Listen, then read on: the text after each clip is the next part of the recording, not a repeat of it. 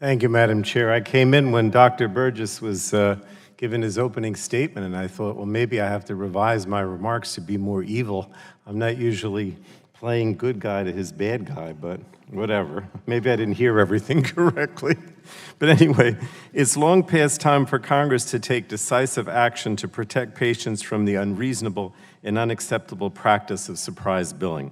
Every day we hear news stories about American families being devastated financially and put through the tremendous emotional toll of surprise medical bills. Stories like Stefania Kappas Roches of California, who went to the emergency room for a kidney infection at Zuckerberg Hospital in San Francisco. She spent one night in the emergency room and was sent home a day later with ibuprofen.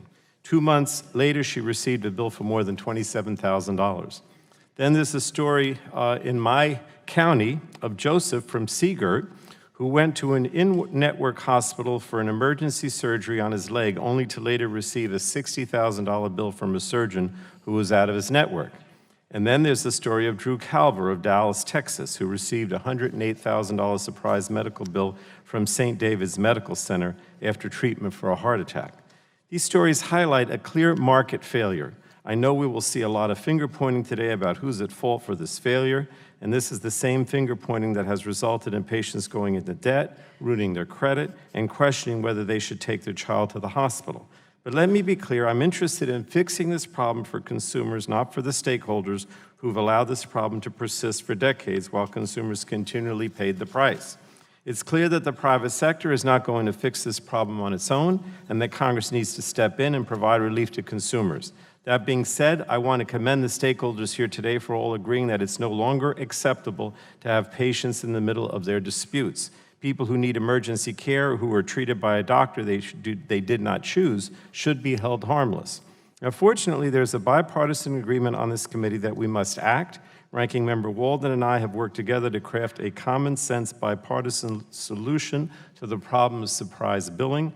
Our draft legislation would ensure that consumers with all types of private insurance are protected from surprise bills.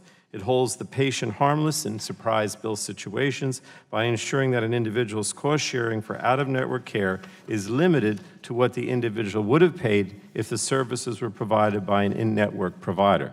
This would ensure that patients are no longer penalized by the provider and the insurer's failure to contract, which is no fault of their own. Providers would no longer be able to balance bill patients for out-of-network emergency services or for scheduled services from providers the patient was not aware would be involved in their treatment. For the vast majority of cases, our discussion draft is simply asking providers to be more transparent about their billing practices and charges. Insurers and hospitals also have a large role to play in making sure consumers understand their coverage. It's critical that we build some basic transparency and fairness into a system I think we all agree is incredibly difficult for consumers to navigate. Providers, hospitals, and insurers should share this goal because the status quo is severely damaging the reputation and trustworthiness in the eyes of consumers. Now, the discussion draft proposes resolving the payment dispute between the provider and the insurer by requiring the insurance plan to pay at a minimum the median in-network rate for that service in that geographic area. This ensures that in the absence of balanced billing, every provider will be guaranteed some payment for their services. And this would also create a predictable, transparent means of resolving these disputes between providers and insurers who have failed to contract. It would also place little or no administrative burden on states, the federal government, or the parties involved in the dispute. So I look forward, Madam Chair, to hearing constructive feedback on the draft proposal, but I strongly believe that any viable solution in this space cannot result in rising healthcare costs.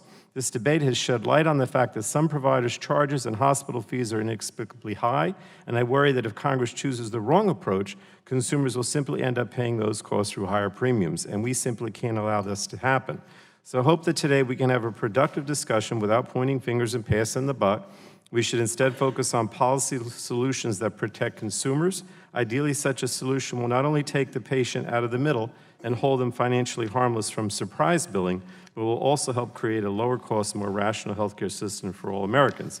And I believe that the discussion draft accomplishes these goals and look forward to the feedback from our witnesses. Obviously, Madam Chair and Dr. Burgess, this discussion draft doesn't have to be the end-all, and that's the reason we're having the hearing today, and we'll continue to have discussions with people who may have alternative ideas or improving on what this discussion draft has here today. So thank you, Madam Chair. And back to Dr. Burgess again. I'm not used to being the he was like the bad guy today, and I felt like I was. He wasn't? Oh, then I misunderstood then. Oh, very even-tempered. Okay. All right. Thank you. I yield back. Great form today.